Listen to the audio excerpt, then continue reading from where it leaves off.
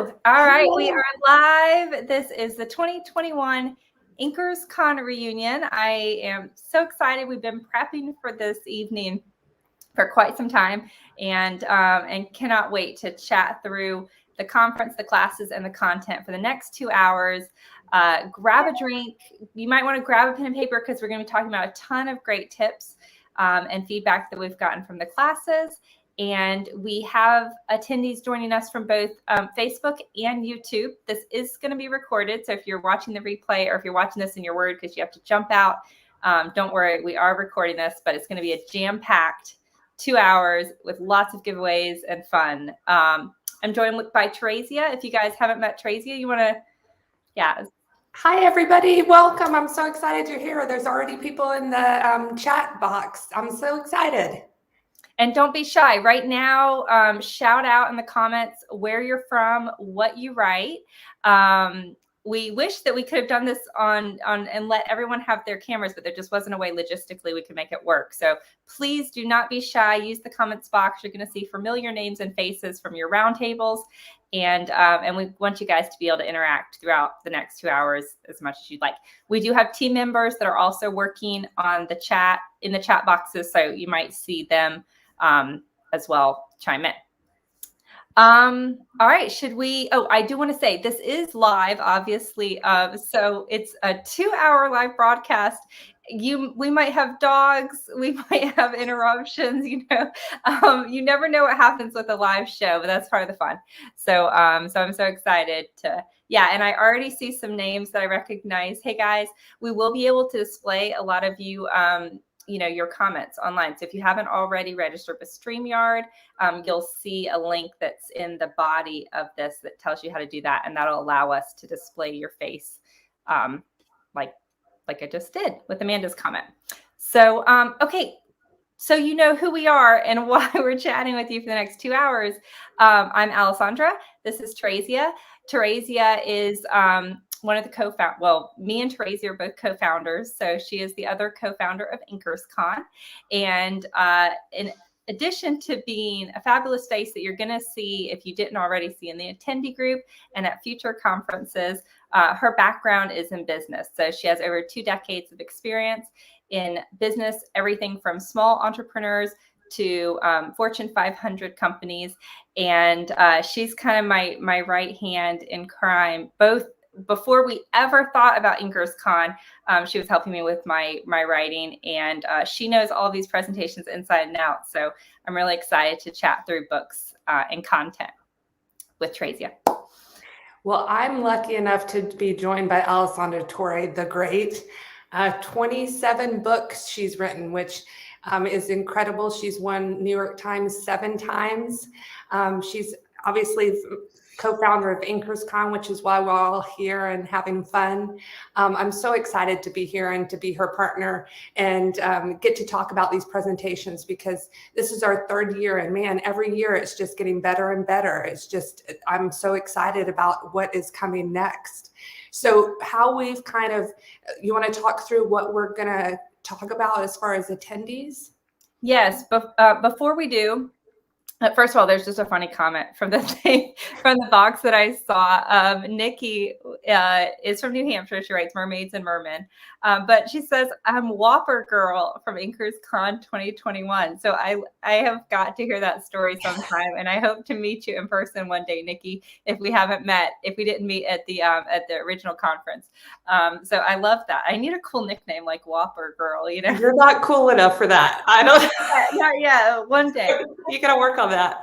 One day. And I just went behind, I skipped a major part of Teresia's bio, which I was going to share, which is basically, so you understand Teresia's connection with Inkerscon. In addition to being co-founder, she is really the brains behind the conference in terms of making sure everything happens as it should. So all of the implementation details, all of the organization, all of the tech, that's Teresia. And if you've ever reached out to our help desk or chatted, a lot of times she's the one who solves all the problems. So my point is, if anything goes wrong, this is what I'm hearing. If anything happens in these 2 hours, she's blaming me. Yeah. But also a lot of the praise that I get, it really is owed to her. And I'm often the conduit to it. But the reason why Inkerscon runs so well is really thanks to Tracy. So thank you. She's the woman behind the curtain. I guess there's some analogy with that. Yes. So what we're going to do for the next 2 hours, we have been asking via email and Facebook for you guys to turn in to us any feedback you have, your favorite classes, how you've implemented them, if they've made any changes in your books and your sales. So we have a bunch of slides of different attendees that have submitted this. We couldn't use every single attendee. So if you did submit it and you don't see it, or if you submitted just the last few days, probably didn't make it into the deck. But we grabbed as many as we could. So we're going to talk through the classes that are mentioned, some of the takeaways from those classes. And please don't be shy. Again, chime in as we're talking through things with your own takeaways and tips from these classes. And then we have discussion questions and giveaways about every 10, 15 minutes that we'll be doing. And that'll be another opportunity for you guys to interact on chat. So, yes, and the giveaways are awesome. Yeah, I think they're pretty cool. We have some awesome giveaways. And Cassidy's here. Oh, hey, Cassidy. Cassidy's from our very first year. I'd love to know, chime in on the chat if you were a Inkerscon oldie and you were here the very first year. That was a much smaller year. We've grown every year, but I'd love to know how many originals we have. Okay, so do you want to jump right in? Yeah, let's talk about Ashley. Okay, so Ashley Munoz. I'm going to go ahead and apologize right now because a lot of you guys have complicated names, and I'm as bad as anyone with that. So is Teresia. So I apologize if I'm butchering names. But Ashley's written 9 books. She writes contemporary romance. And for her, the most impactful classes were From Hobby to Empire with Ivy Smoke and Ivy's husband, Ryan, and then How to Keep Readers Coming Back for More with Melanie Harlow. So for Ashley, her biggest takeaways were with Ivy, getting to hear their stories, how much joy they have, especially when they talked about some of their tank moments and some of the mistakes they made. And she said she loves hearing how powerful their backlist is and how their oldest book is still a bestseller. And then she also goes on to talk about learning about staying in her lane and how ensuring that her brand was cohesive. So for her big wins is she changed the cover on her backlist books, just 2 of them. But the page reads for the first book are now surpassing. They're now her first book, her initial oldest book is now her second most successful book in her backlist of 9 titles. So she saw an immediate impact with that. So huge congrats to Ashley. And I love this feedback. And we so the next few slides are going to talk about Ivy and Ryan's class from Hobby to Empire. What stood out about this class to you, Teresia? Well, I think it was the partnership was really incredible between the 2 of them, and how much and Ashley talks about it, the backlist. Like, one of the major themes I saw at Inkerscon this year was loving your backlist and not forgetting about it. And Ivy, in one thing she said that just stuck out to me was relentless rebranding. And she talked about it for her book that's 6 years old. Relentless rebranding was such a good concept of never letting a title become a backlist item and thinking about it that way. That really stood out for me. How about for you? Yeah, I agree. And one thing that I love about Ivy's success story and her trajectory has been really impressive. Yes. So I think we have these numbers. Her first year was 3,000 in profit, and then she jumped to 60 and then 7 figures. So it's really been a steep increase. And recently, super recently, she's still, if you open up the Amazon Top 100 at any point in time, you're going to see her books there. But what I really love about her story is, and her success, is that this is not a new series. I mean, these books were several years old, and they say they don't have backlist, they only have front list, so it was really great to see. You should never give up on a book, and especially not a series. And if you have the time and effort devoted to a series, don't stop, and don't think of a book as old or that readers won't be interested in it. That's a really good point. That's a really good point. Let's see what Tasha said. Okay, so Tasha Black's written over 76 novels. Way to go, Tasha, first of all. Hats off to you. She writes sci-fi romance. And for her, providing the takeaway that she got, that class was also her favorite, was to provide clear reading order and a book list for readers. And she said she put this into effect about a month ago with over 75 books published. She cannot believe she hasn't done this yet. And also she includes a link to that list in most of her newsletters and in the back of the book. And so she says, though she hasn't measured, she's sure it has impacted reader satisfaction and read through. And another thing that it saved her a mountain of time from answering reader emails, asking about whether I should read this book before that book. And she's seen sales and backlist titles from these readers that they probably never would have known about. And this is definitely something on my to-do list. I also don't have a reading order on my website, but I also write standalone. So it's a little bit different, but it's probably even more reason to have one, because you don't have clear, direction from readers. But I hear time and time again that from authors, their most visited page on their website is the reading list, if they have one, or especially series reading order. So I love that. That's a great one. And it's such a simple one too. That's where there's so many great tips that these authors are giving out to us. Okay. Yeah, it's not rocket science. Like anyone, we all can create a reading list. It's just, doing it. One good thing about Ryan and Ivy's journey is we have to remember he and her, they went full time. And that's when they saw it. So we have to give a lot of credit to how much time and energy they're putting into this, getting to the 7 figures. They did have to go full time. So I know so many authors that we have at Inkerscon are doing this at night, in the middle of the night, they're writing their books, so definitely having that time, that full time to put all the energy in is helpful. And it also helps having a partner, because so many authors want to go traditional because there's this thought that like, oh, I could just write and that's it, and I don't have to worry about the marketing and the business and all of that jazz. Well, that's, first of all, not the case with traditional. Traditional, you still have to do a tremendous amount of that work, especially on the marketing front.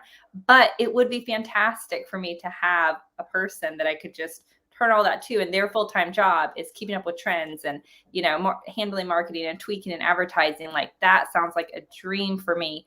And you see a lot of power couples. Meredith Wild has a husband who's very involved and who handles a ton of the marketing and advertising, though she's very, very hands-on with her branding.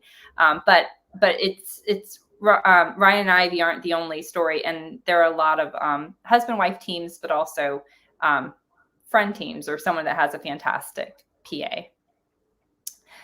Okay. So Carolyn Young has written 10 books. She writes sci-fi, fantasy, romance, and suspense, and more. And for her, From Hobby to Empire, which is Ivy's class, Melanie Harlow's class, and also she really enjoyed an anthologies roundtable with Diana Stout. And we heard from another attendee who also appreciated that anthologies roundtable. And before we jump into her takeaways, I do want to mention the roundtables, because we had such fantastic roundtables. And if you have not yet experienced any of the roundtables, you can, how do they find roundtables? If you go to your main page on Inkerscon, your home page, then you go to bonus and replays. And on the replays page, the first half of the replays page is the Q&A, the best-selling Q&A, which if you haven't watched, those are fantastic. Those are straight camera right to a best-selling author answering your questions. Those are great. But scroll about halfway down, and then you'll see 40 plus roundtables. And we have roundtables on anything you could possibly want, anything. It was amazing. The attendees just warmed our heart, blew our minds away with the roundtables, because it was really a group of people getting together. And sometimes it was just networking. Sometimes somebody brought a presentation and had a full presentation ready. Sometimes it was brainstorming. It was all the attendees bringing it together. And it's not something that Inkerscon polices, I guess is the right word, or monitors. We just facilitate. And there was just such great information shared and friends made. Yeah, and that's something I do like, just as a disclaimer. So we have our group of classes, 27 classes, 27 classes. And then we have our best-selling author Q&As, and then we have roundtables. And roundtables, as many of you know, are attendee-led. And some of them are more discussion and meeting and just hearing from others. Others have PowerPoint presentations and are very instructional. So every roundtable is different. And we cannot vouch for the information shared there, but a lot of them are really, really great. And again, they're on every topic. And we bring them back every year. So if you join us again in 2022, and I already have attendees that have reached out to me about roundtables they're interested in doing in 2022. Annie Miller said the men's POV was amazing. That was one of our most popular. That's called Ask the Guys. Yeah. That was, if you guys haven't seen Ask the Guys roundtable, you need to spend some time there. We cannot say anything. I mean, Inkerscon can't say anything about this content because it's wild. Yeah, it is wild. But if you said it was awesome. Yeah. Honest. Everybody was so honest. It was wonderful. There's another one for Ask the Guys. Yes. And so some of you, just so you know, if you show up as Facebook user, that's because you haven't logged in through StreamYard or something, but it's very easy and quick to set up your name on StreamYard. But yeah, and Carolyn, I swear, Carolyn, we're going to talk about your slide. She's here and she's like, you're on screen. Why are we talking about me? Yeah. And many attendees have yet to see a class. They joined, they got swept up in the energy and excitement. They binged. Some of you guys watched 4 or 5 roundtables every single day. And you have yet to see some of the classes. So that's one of the things we're hoping for is today to really shine the light on a lot of different classes. So if you haven't seen them yet, hopefully we'll spark your interest. Yeah. And you'll go and watch them. Okay, so Carolyn, here we go. Her biggest takeaways were branding, from writing your story, building your world, cover art, easy to ace blurb, and ad copies, to marketing, everything across the board, including the website. And grab your readers by the throat and ensnare them with solid branding. I love that word, ensnare them. And then, so she has implemented a ton of what she's learned. And so far, her profits are higher. She's selling more books out of her backlist. Her confidence is higher. She has increased production, a solid website, and she's getting compliments from family, friends and strangers online concerning her branding. So that makes me so happy. I love to hear this. We didn't have an actual class on branding this year. Last year, we had a specific class on it, but it really was just a common thread throughout all the presentations that we heard over and over again. I love that. Great job, Carolyn. Good. That's awesome. Oh, and Nikki says that's where the Whopper girl story comes from. Nice roundtable. Oh, I love that. Hey, you got caught eating a Whopper. And that was a long roundtable. I think it was like 2 hours. It was like 3 hours. Yes. Yeah. So I don't blame you for eating, Nikki, during it. So that's how she got the name. That's awesome. That made my day. Yeah. And one of our team members said that your logo is gorgeous. And I agree. Okay. So Donna, she's written 5 books. She writes romantic suspense and romantic comedy. And for her, again, that Ivy Smoke class from hobby to empire. And for those of you who have seen the class, they did a fantastic Q&A. So if you watch the class or if you just watch the Q&A, there are 2 things. So there's a Q&A where they answered questions. And there's also the class. And some of the things they talk about in the Q&A is how KU really worked for them, and switching to KU was a big game changer for them, as well as some other some other tips. So for her, for Donna, the biggest takeaway was reworking the back matter to focus on only 2 things. And this also for me, when I was listening, Ryan mentioned this and I was like, I need to write this down. This is one of those good things. And so for Donna, her 2 things are selling the next book and signing them up for my email newsletter, which would definitely be my 2 things also. And so she implemented that, and you can see her actual sales chart that she sent to us. So blue is her new release. And when she implemented these changes, you can see how yellow, which is the backlist title that she pushes at the back of that new release, and probably in some of her other books, you can really see how the yellow has grown in sales, which is just fantastic. That's awesome. That is awesome. Yeah, it's really surpassing her new release, it looks like, on some of the days. So that is really great. So Sherry says, how do we find out about the roundtables? Did I miss them on the Inkerscon? So they happened live during the launch of Inkerscon. So if you attend our 2022 conference, we have 2 weeks of roundtables. So they happen live, but 90% of them are recorded, and you can watch the recordings. And our team will put the link there. So you'll be able to catch up on those at any time. Okay, our first discussion question and prize giveaway. Yep. And the prize is show them the tote, the Inkerscon tote. Can we? I have someone bringing me the tote. I'm sorry.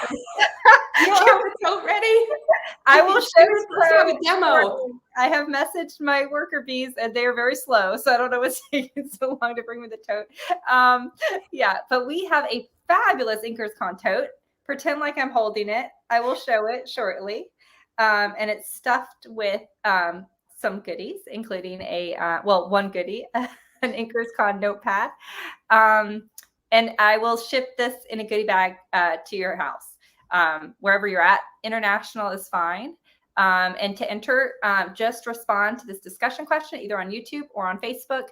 Could you work side by side with your significant other, like Ryan and Ivy do? And if not, or if so, do you have a partner in crime in your writing business? And for some of you, that'll be a furry 4-legged creature. For me, early on, Tracy was actually the one person who knew business and knew about things. And she was really who I leaned on heavily from every aspect, from, writing and plot. But also I remember when I first started making money, Tracy, and you were like, you need to put back in 30% of what you're making into advertising and marketing costs. And I was like, great. I have no idea where to advertise. This was back in 2012, like before Facebook ads. So it was a struggle. But yeah. Okay. So we have a lot of great comments coming in. Teresa says, go ahead. Oh, go ahead. Yeah. She said, no, however, I have a PA that rocks. What did you see, Teresia? There is one that said she doesn't have a partner in crime, but she has 2 dogs, and I was all about that. Totally counts. Yeah, totally counts. Yeah, Chris says, my husband is my reader, editor, and cheerleader. And there are, just in case you're an author who's watching and you're like, oh my gosh, like my husband doesn't support me at all. You are not alone. We could have an entire roundtable of people with unsupportive spouses. So sadly, that is a very common thing, especially in the early years, or especially if you're, struggling and finding your way and figuring things out. But that's the beauty of having online friends and an online community is we understand the business and we understand the ups and downs. So don't be afraid to lean on, on your author friends, because not everyone has super supportive spouses. We have one. Chris says her husband is her reader, editor, and cheerleader. I love that. Chris, I love that. I wish I could find it. Sorry. That's on our side. We do have another person. Hattie's cat is her partner in crime. I love But Maury Troy says, no, I could not. All caps. Work with her significant other. Yeah. I'm with you, Maura. I'm with you. Diane says, I have a few friends where we share, brainstorm, beta read, and meet monthly. I love that. And it used to be that could really only be locally, but now with the internet, you have, I say now like the internet just came out, but everyone has gotten so much better about finding things. BL's sprint partner is Brina Brady, who I believe is also an attendee. That name's super familiar. In fact, we might have a slide for Brina because that name sounds familiar. So yeah. Okay. Well, I already picked a winner, and Okay. I'm going to announce that at the start of the next question, but I'm writing down the name so I won't forget. Do you want to go ahead and just say it? Jeanette Lawson. All right, Jeanette. Big And congrats. we will reach out to you via email. Your email you use when you logged on to Inkerscon will reach out to you. And the way I'm picking that is literally just scrolling and then putting my finger. So it's completely random. It's a highly scientific. Highly technical. Yeah, highly technical. There she goes. She said, yay. Oh, good. Yeah. And BL said she is an attendee. So I'm not crazy. That's good to know. Okay. All right. So our next slide, Tracy Douglas. She's written over 25 books. Way to go, Tracy. You're a rock star. She writes contemporary and paranormal romance. And for her, her most impactful class was How to Keep Readers Coming Back for More by Melanie Harlow. In the next few slides, we're going to chat about this presentation.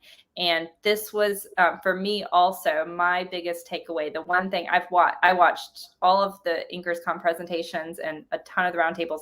And for me, what really sank in this year specifically with Inkerscon was staying in your lane, figuring out what my lane was.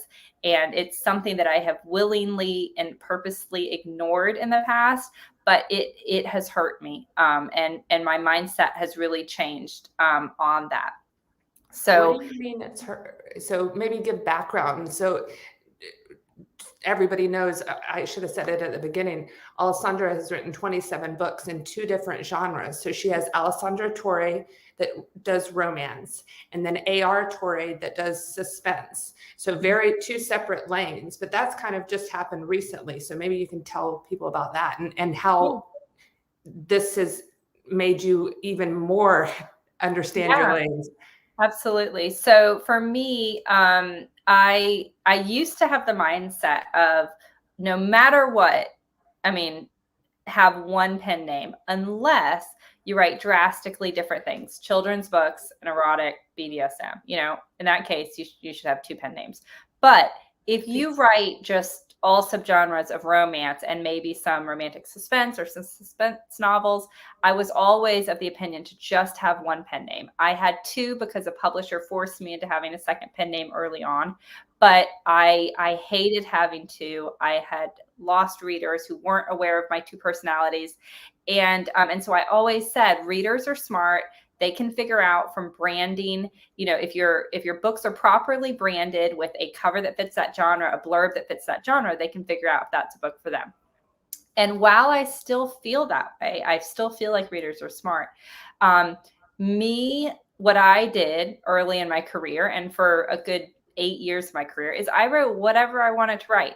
And Melanie Harlow calls it writing, she says, write cake, or if you are known for writing a certain thing, that is cake. And sometimes you feel like writing spaghetti, and I felt like writing all sorts of things. I felt like writing spaghetti and filet and I don't know, asparagus spears, and I just wrote whatever I wanted to write. And I knew that some of those things were out of the norm for my readers, and I didn't care.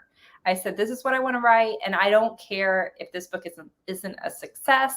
It's, a passion book of mine, and I'm going to do it. And I was okay with losing sales. Well, I used to write 4 books a year. Some years I wrote 5. Now, with me having so many other things that I'm doing, I can really only write 2 books a year.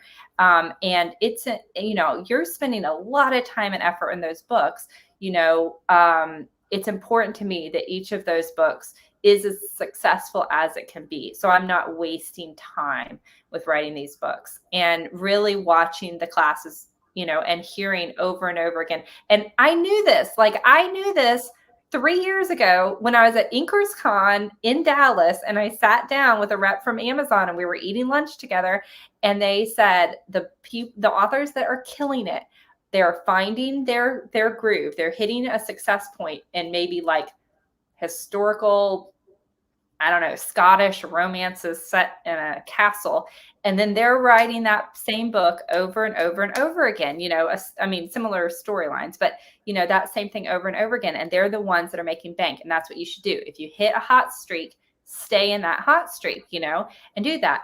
And I was like, oh yeah, okay. And then I completely just went off and did my own thing, but I am aware now that that I need to figure out what my lane is. And so now I am properly using my 2 pen names and writing, in a very consistent, tight lane with my A.R. Torrey pen name. And we talked about this in Six Figure Author, N.S. Johnson.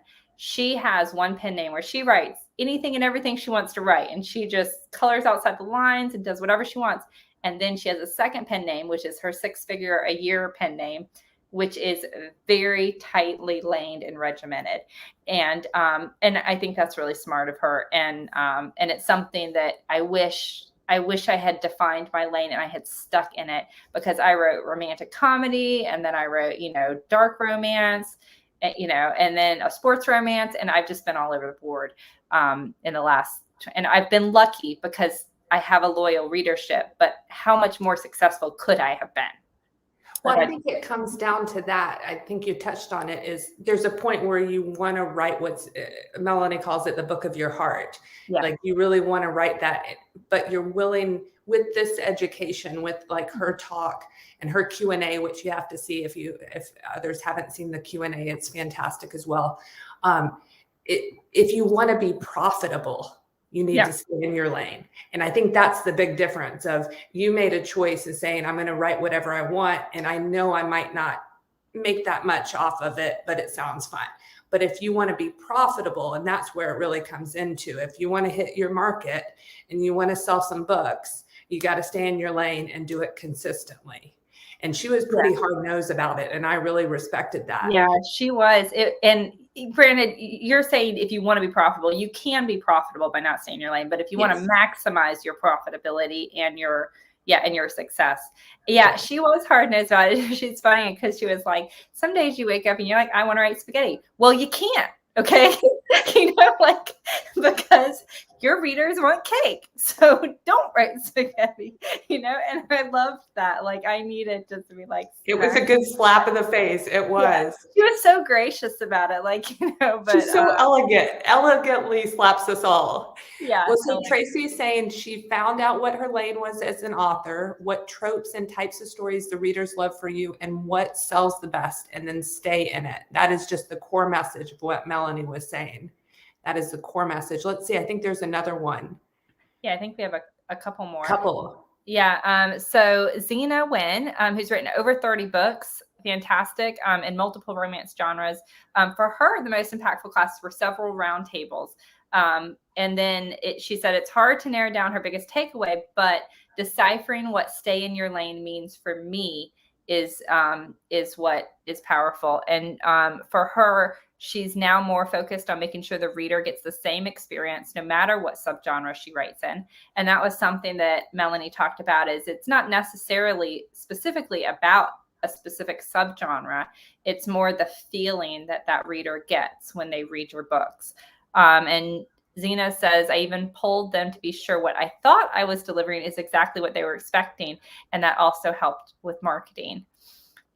That's awesome. I talked to Kate Hawthorne. She did one of our classes this year, the Insert Sex Scene class, that was awesome, about writing sex into your novels, and graciously and beautifully. She's said with the same one, I just lost my train of thought. Kate Hawthorne got me so excited. She said that she polled her readers. Oh, that's right. Thank you. She said she saw, not only did she poll her readers, but a couple of her author friends. She said all over she saw people polling the readers based on, that was one of the tips that Melanie gave. And you recently polled your readers. How did that go? Because you asked the same question. You're at a point where you're ready to write your next book, and you polled readers. You did it Facebook and email, or just Facebook? Yeah. So so right now I haven't written a romance book in ages. And so I need to write a romance book. And so the first thing I did was I was just torn over what to do, so finally I was like, I don't know why I'm sitting here, like, endlessly thinking about it. I'll just ask the readers and have them tell me. So I was very, very upfront with them. I said, I would love to write another book like Black Lies, which is my like mind twist, and it has great plot twist. But I said, but it's just unrealistic for me to write this amazing jaw-dropping plot twist over and over again. Like, that's not sustainable for me. I can't do 26 more of those, so what is it really that you want for me? Because, and I was honest with them, I said, my last few releases haven't done great, and I know what it is. It's because I was way outside my lane with them, but I wanted to see what they said. And you get a couple that are like, why don't you write it? And they name something like Alien Game of Thrones male, like something that doesn't make any sense. But I got a lot of great feedback. But it really emphasized I need to put together an official poll, and I'm going to post one version on Facebook and one version in my newsletter, because I'm always interested. I have different readerships between the two, and they often have starkly different opinions. And so for me, I could use the same poll link on both, but it's really interesting to me to see the difference, especially because my Facebook readers are much more vocal. And so a lot of times you hear from those same vocal group and you think they represent your entire readership, but you might have a lot of really loyal newsletter readers who open every single email you send them, and they have their own opinions, but they don't just randomly email you and just start spouting off what you should write, but they will chime in on a poll. That's interesting. I'm so glad people are taking that advice from Melanie. I think Zena did awesome. It sounds like that really helped her.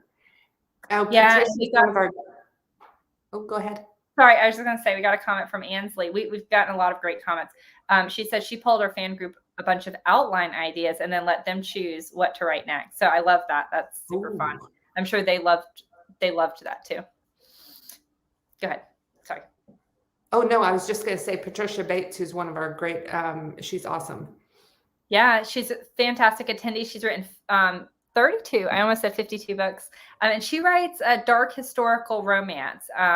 And for her, she had several impactful classes, and she did a fantastic roundtable on writing to market. That was really good also. So for her, her biggest takeaway was finding my lane and using that lane to write to market. And a great quote that I had from Melanie's class was, you don't have to write to market, but you need to write to your market, so it's not just about writing to market, it's writing to your market, whatever, that market might be. But let's see what else she said. I've put this knowledge to practice. It's made my life a lot easier. So now I can focus on writing my books for that brand rather than having so many irons in the fire. And it really is nice to just say, okay, I'm not going to do this project because it doesn't fit in my lane, and this is what I should focus on. And then it's amazing how much that clears up a lot of our headspace and our confusion. Yeah. Another good one, I don't know if you've, this is Liz Kelly did a presentation, and it's the next step after, it's Finding Gold in the Market, I think is the title of Finding Gold in the Market. And it's perfect if you've watched Melanie Harlow's presentation.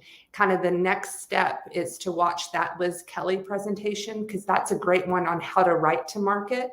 And again, not writing to trend, writing to market, or as Melanie says, your market. But that's a great one to watch as well if you haven't seen that one. Yeah, I agree 100%.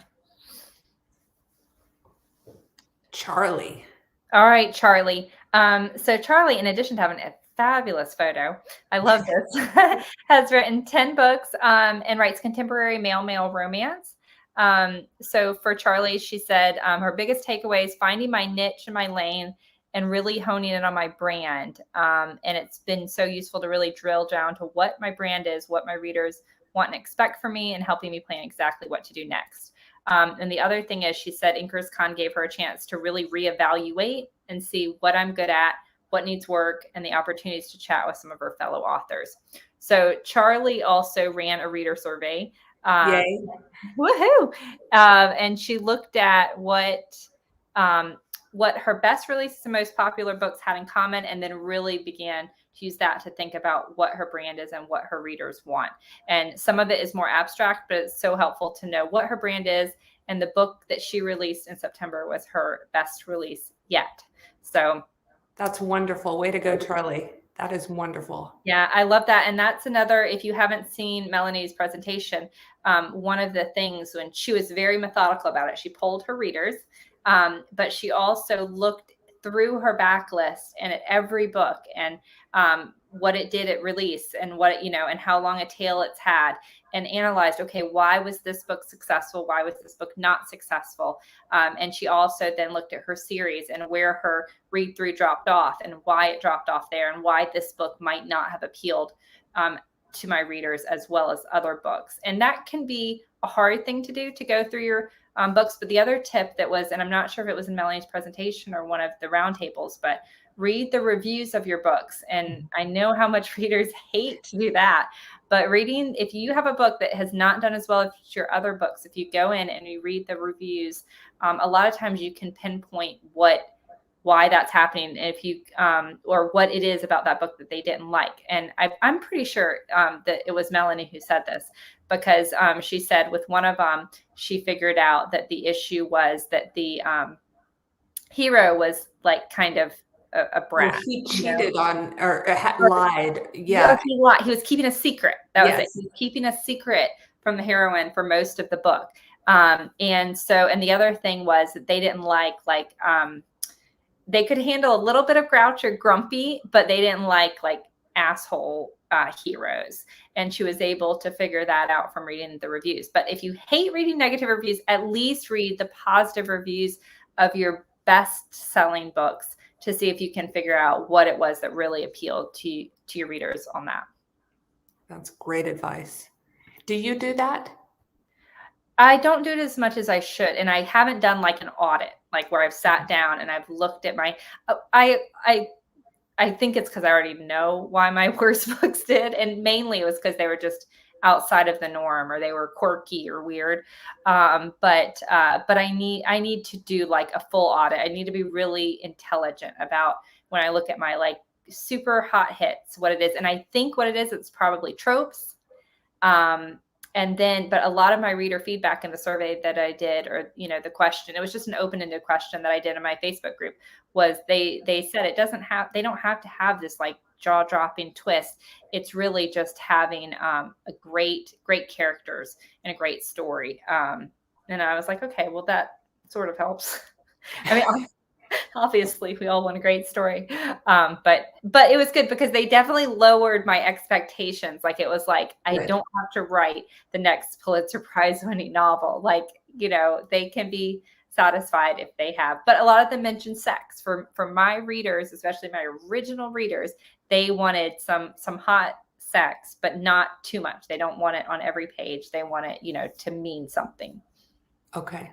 That's interesting. Yeah. Oh, Nadia, I think. Nadia Brakel is what I think it is. Nadia is a newer author. She's written one book, A Romantic Suspense, for her, Melanie's class, and the Q&A roundtable with Melanie Harlow, which is under that bonus section, replays. You'll see the Q&A there. And she said so many great things, but the main thing is really stay in your lane and make sure you have a great cover that screams your genre. And in Melanie's presentation, she shows her covers, she talks about like a warm, cozy feeling. And that one series she showed on the presentation definitely fit that brand. And then Nadia says, do the research, study the books that are selling in your genre, and figure out what readers are saying in the review. So we kind of jumped ahead with that with talking about reviews. But make sure you're selling a feeling the reader wants to feel. And she said, so in the beginning, you aren't selling. I have a button right in front of it. Can you read it? You're not selling your books by your name. You're selling them by the tropes you write. Yeah. So Melanie said that very clearly. Like, at the beginning, they don't know your name. They're buying the trope. So hit the trope hard. Yeah, I love that. That was awesome. And I'm so glad, like, we have such a range of attendees. We've had one with 76 books and here Nadia with 1 book.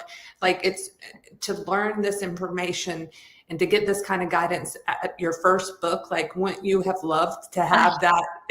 You know, I probably would have been stubborn and not listened to, half of it, but it's good to at least, and then later when you make a mistake, you go, oh yeah, kind of, I heard that. Do that. And, talking about hearing this at your first book. So we do a boot camp for aspiring authors every year. And this year's boot camp was right after Inkerscon finished. And if there are any boot campers here, shout out. So I'll see you guys. But we had boot camp kind of just a month or two after Inkerscon ended. And we do live Q&As every week with that. And so many of them, I could tell, like, they had come straight from like Melanie's class, and they were like asking me about staying in their lane. And there was so much pressure. And while it would be fantastic for us to know from book one, while we're writing book one, or what our branding and what the feel of our books is going to be, and what our lane is going to be, and define it, and from the very beginning, jump into that lane and stay in it.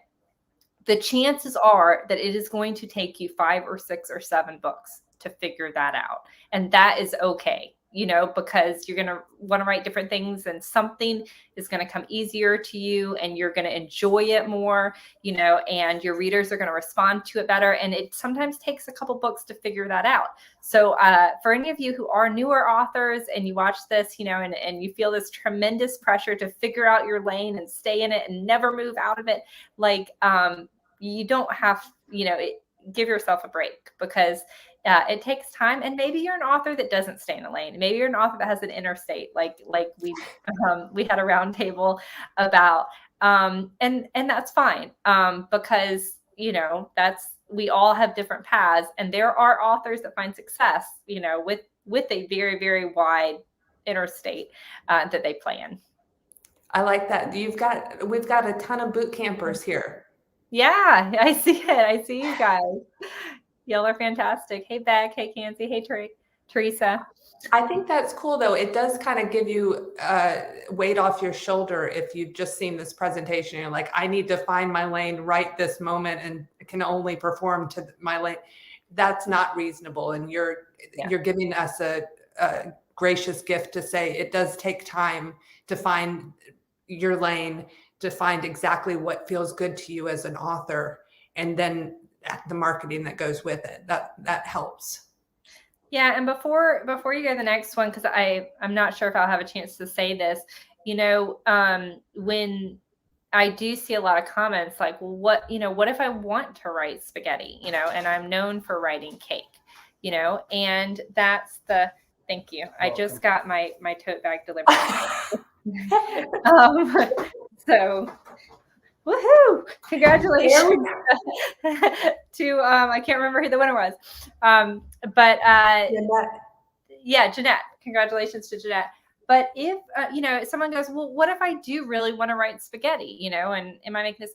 Well, is spaghetti, and the analogy I used when I was talking through this with Tracy earlier, is spaghetti like a one-night stand? Like, is it just something you're going to jump in and write a spaghetti book, or is it worth like leaving your husband in your marriage, or your spouse in your marriage and your life over, and making a complete change? Because maybe spaghetti is your passion, and maybe spaghetti is the lane you should be in. So, if a spaghetti story comes along and you're like, oh, that's not my lane, like scoot it to the side. Well, are you happy in your lane? And are you just, is your lane where you're meant to be? And you shouldn't just throw out ideas, because you're forcing yourself to stick in something, because like we just talked about, it can take a little bit of time to figure out your lane. So, so that was just kind of what I did want to say is it's possible a lot of times it is just distractions, and it's a book we shouldn't write, and we should focus on our brand. But in finding your brand, it might turn out that you are going to be the most famous spaghetti writer in the whole world. So you just never know. I'm totally craving Italian now because of this. Angie said, love the one-night stand. Oh, and it's a good thing that I brought up that one night stand thing, because now we're off. We are done with Melanie. And this is time for the Inkerscon 2022 update. Woohoo! So while Tracy handles all of the laborious details of Inkerscon, I get to do the fun stuff, which is I get to plan out the agenda and the classes and work and find great speakers for the classes. And that is what we are elbow deep in. I say we, that's what I and the speakers are elbow deep in right now, is ironing out our agenda for 2022, which we will be announcing soon. But I did want to just give you guys an update. We are returning to a live format in 2022. So June 3rd through 5th, it's really June 4th and 5th, that weekend in Dallas, Texas is when we'll have the presentation. And we will record all of the presentations there. And this is what we did the very first year we're returning to it. The big question I got over and over again is, wait, what about the digital conference? And the digital conference has always been a major focus, as much of a focus as the live conference. So the only difference is where this year you watched presentations from home, where this year you watched speakers that were recorded at home, via webcam. Next year, the recordings will be the speakers on a stage, and they're professionally recorded from multiple angles. It's going to be a fantastic viewing experience that I think you'll really enjoy, and we'll still have the slide decks integrated and that sort of thing. So we will record the presentations that at that live conference, and then we will, a month or 5 weeks later, have the online conference with the roundtables, with the recordings, with retailer office hours, with all of that, and live Q&As 2 weeks later, or 3 weeks later. 3 weeks, yep. Yeah. Is there anything you want to add, Tracy, about the conference? Well, if you've ever considered going to a writing conference and you haven't, it's such a spectacular, not only event, but feeling. The Inkers group of people were so warm and loving, and have been ever since. Here's some great photos. Like, not only our speakers on the stage that stayed with us and spoke to attendees the whole time. We had a where you brought your book and wrapped it in a brown paper bag and just had one line you could write about it, and traded it with other authors. Like, we had all kinds of fun events. The classes were amazing, but the people and the interaction and the feeling of positivity there was just incredible. And you were here for the digital, and the digital is the same way, that people helping people, it just came across loud and clear. And I'm so excited for Dallas. I'm so excited for to do the digital again, because of that feeling that it gives. I think it goes back to Melanie talking about, you're not selling a book, you're selling a feeling or an experience. And that's the same thing here, just that feeling of writers supporting each other and sharing their best work and their mistakes and learning from each other. It's incredible. The other cool thing about the conference is where it's held. So Teresia went out and I think visited every single hotel in Dallas to find the perfect location. We chose Dallas because it's super easy to fly to. Flights are cheap. There are 2 major airports, and this hotel is, I feel, right in the middle. It's equidistant between the 2 airports. But talk a little bit about the hotel, because the hotel's great. So we have 200 attendees, so it's a small group. This is not a huge convention, and we did it that way on purpose so it would have that intimate feel. And the hotel's perfect for that. It's a Hilton, so it's got the brand that you want and the quality that you expect from a Hilton. But it's beautifully designed. It's new, it's modern, and it has all these spaces, like a beautiful lobby, a beautiful glass kind of lobby area for where we're at, an outdoor deck. You can't see with my hands, but I'm moving them all over. They have just a lot of space, open air, where you can have good conversations with people. And that's really what we wanted. We wanted it to be an intimate hotel, but where there was enough space for everybody not to feel crowded, and that you could have conversations. And it's right next door to this little lake that has like 8 restaurants right next to it, where you can walk to. A boardwalk, yeah. A boardwalk of restaurants, and really good restaurants, not chain restaurants, like really nice, different types of restaurants. So we saw a lot of the attendees, they would come to our Friday and Saturday night cocktail and fun kind of thing, and then walk on over and have dinner right next door. So you don't have to leave the hotel kind of compound. It's awesome. Yeah, it's really great. And it was funny because when I was checking in with attendees at our first year, and asking how it was going, and one of them was like, it's just, for her, the noise level was very low, which I never would think about even being concerned about, but the noise level was low. And she's like, and there's so much space. She goes, I don't feel that anxiety that she sometimes feels with big events. So it's, even though it's super high class, the food is fantastic. We have full buffet lunches every day.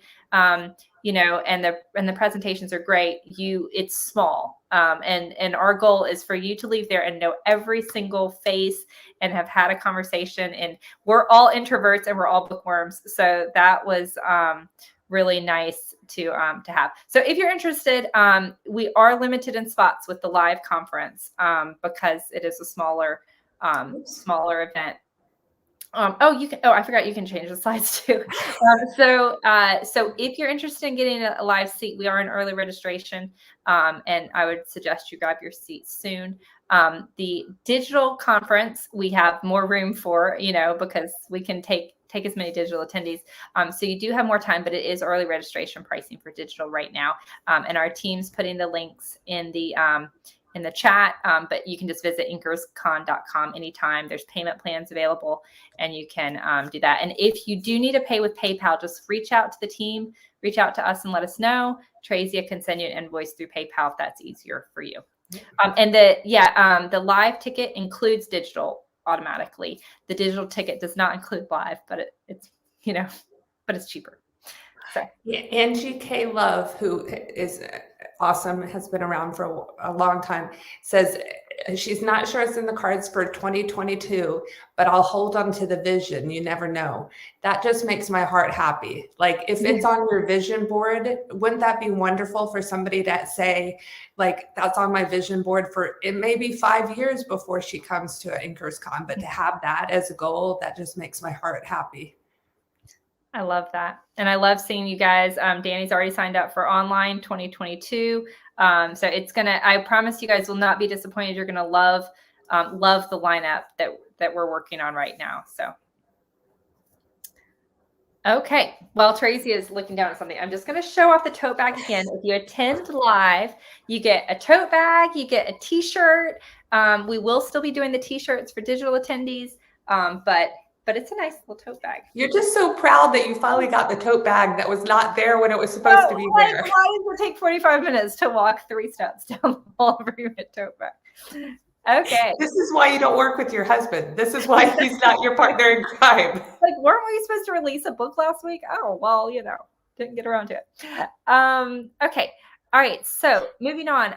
This was an anonymous submittal, so that's why it just says author. But this attendee wrote over 20 novels, writes romantic suspense, and for them, TikTok for authors was the most impactful class. So for them, takeaways that they don't like to stay in their lane, which is totally fine, and that TikTok is a platform they want to be on more than Instagram or Facebook. So this author took the class, and their followers increased from 144 to over 1,400, and it boosted their latest release. I'm sorry, I don't know if it's a man or a woman, earning more than my traditionally published books for the first time. So I love to hear that. And that TikTok panel, we had one commenter, I think it was Libby, who said that they took, or it was Jerry. She said, I literally have 5 pages of notes from this one panel.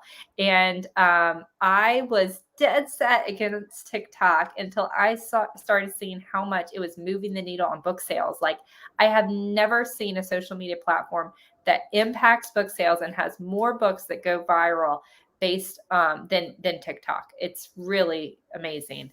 And this was a great class. Is this the only slide on the class? Because if so, I think we have one more. Okay. Okay. Yeah. Kimbra. And Kimbra did some great roundtables too. She's written over 44 novels. She writes in urban fantasy. She's actually going to be a panelist on one of the classes in 2022.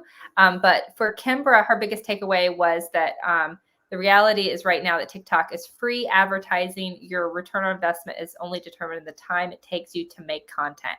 And you can make content and it will lead to sales. And I realized this with my very first TikTok video. I posted a TikTok video and I had maybe 17 followers, something like that. And within the first day, I had 120 views on that video. And it was just TikTok showing it to people that it thought would find interest in that video. And that, on what other social media platform are you going to get 10 times the exposure than you have number of followers? Like, that never, ever happens.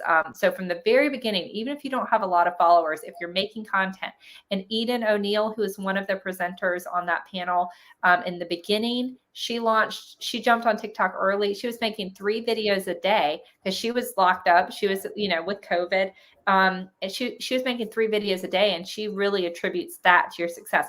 You don't have to make 3 videos a day at all. But watching that class really made me feel like, okay, I can do this. You don't have to show your face. That was one of the major takeaways that a lot of attendees got. Carrie Aarons, who is one of the panelists on that, I think her face might be in 1 or 2 videos, and she could have skipped those videos, but she never shows her face. The other thing is, you don't have to dance or sing or do anything goofy. You can, it's different than the other social media because you can just blatantly advertise your book. It's not like some other things where they're like, post 3, interesting content and then 1 advertisement about your book. You can just post about your books all day long, and that is fine. And that can be entertaining content. So I love that about Facebook. That class was so interesting because we had 4 different personalities, unique personalities, all using the same social media and all hitting a different target audience, all doing different things. Like you said, Carrie had a video with her typing her, it went viral. Typing on, and that's the one that went viral. It was just her hands and the screen. And then you had Candy Steiner, who's been a speaker before, who does more of the trends. You have Shell, who absolutely does her own thing with a thirsty. She's all thirst traps. Yeah, thirst traps. I should have let you struggle through saying whatever you're about to call it. Yeah, Shell has over 500,000. So she's past the 500,000 follower mark, which is just amazing. And then she wrote a book that was on thirst traps, so it was perfect for her TikTok audience. And she was a young author. She's a newer author, so it was really amazing that she has built that sort of following. And Carrie, most of her videos are like less than 7 seconds. And when I heard that was another thing. I was like, oh, like, I don't have to make a 3-minute long video, or I don't have to do something really long. Like, it can just be short and to the point, and that's okay. And the other KD Robichaux, she has done. She's the other panelist. She said, you don't have to put on, like, you don't have to do your makeup, you don't have to do your hair. Like, this is just, they just want to see you talking about whatever. And I took that to heart. I was like, okay, great. Like, from now on, fresh out of bed, whatever, but it is true. Like, if you watch Katie's, she's not like all glammed up and looking, like she's walking around a carpet. She's just talking straight to her readers. And I love following every panelist because they all have such completely different TikTok presence. Like, every single one of them is very distinct. Very different. And that's really amazing. And so many of them have gone viral. Candy Steiner, I first asked her to be on the panel because she had a book that hit the top 10 in Amazon. And most of these, that was actually her video, but I had a reader video that wasn't, it wasn't like the reader had tons of followers, but created a video on my book, and it launched my book into the Amazon top 25, where it stayed for a month, all just thanks to TikTok. So even if you're not active, at least get a profile so that they can tag you, so that you can see it, and so that you can be aware of it. And the 2 things that Candy mentioned she uses a lot of times, she'll ask if you do have a reader who makes a video, because so many readers make fantastic videos. And I saw this Facebook user said she was super excited, or he was super excited to be tagged by readers making book trailers or even leaving reviews on TikTok. I've reached out to readers who made TikToks, and I said, hey, do you mind if I use this video in my marketing? And both times they were super enthusiastic about it. I used their handle when I posted it, and I ran ads on that. One of those ads converted really well. The other didn't do great, but it was still an interesting way that I could share, someone else bragging on my book, on other social media. That was such a great class. That was just so interesting. Oh, okay. Joanne Hardy. So Joanne's written 3 books. She writes historical fiction. For her, Draft to Digital, and which Draft to Digital has a class and a Q&A, and then Wide for the Win was the other class that was really impactful for Joanne. And for her, after watching those classes, she decided to go wide. And the other takeaway was accessing and understanding advertising for her soon to be published book. So she says she had not been utilizing social media to the extent that it is available and doable. And so then also she's made now a mailing list. So she's starting down, and our authors really, it's interesting, our attendees, and it makes it a little bit of a challenge when I'm building a curriculum, is it's all over the board. Some of you guys are newsletter machines. Some of you guys are doing all of the things and everything, but just haven't found that missing piece yet. And that missing piece might be staying in your lane, or something else like that. And then others are early on in the journey and making like distribution. This choice, whether to go wide or KU, is something I think every author, authors with 40 or 50 books struggle with just as much as somebody with 2 or 3 books. But I love that she decided to go wide and now has the tools. And talk about classes where you will take notes. That Wide for the Win class, is jam-packed. If you are KU and you're thinking about going wide, you've got to watch that class. If you're wide, you definitely have to watch that class. And then also watch the Draft Digital class, watch the Kobo class, and that'll give you some fantastic information. And I love it that she's starting her own newsletter. I have such a passion for email newsletters, and that's something that's consistent. You'll hear it in Melanie Harlow talks about it. A lot of the speakers do talk about how important your own email list is. So I'm so glad that Joanne's starting early, because it is. You start the second you write, before you write your first book, you have a mailing list, in my opinion, because that's how you have your loyal readers. So I'm so glad she's starting that. And this is wonderful.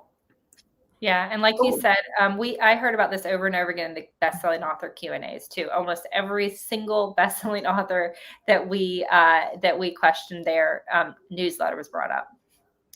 Okay, so this is our next discussion question. Get ready, because this is also a giveaway.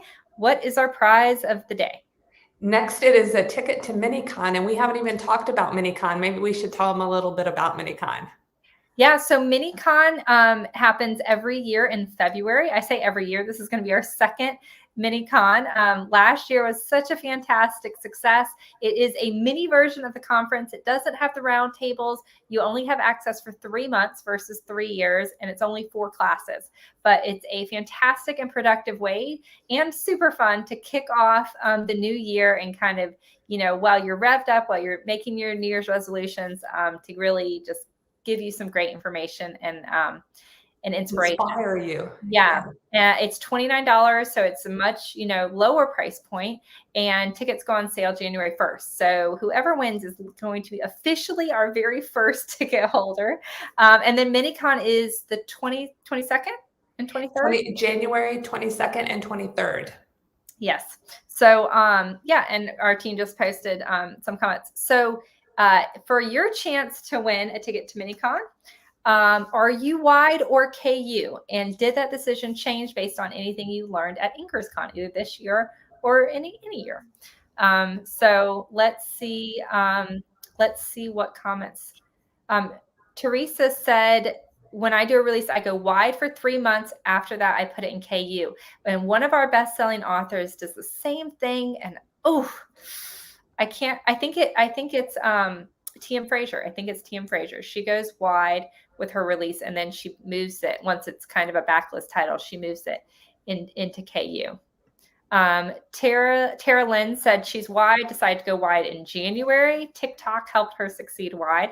And, TikTok readers also read a ton of print. They print and audio. When my book went viral with TikTok, my print numbers went through the roof. I had like thousands of print sales, which really surprised me. So a lot of them are print readers. Yeah, she said she had a successful video and sold so many books on Amazon and the other retailers. So that is really awesome.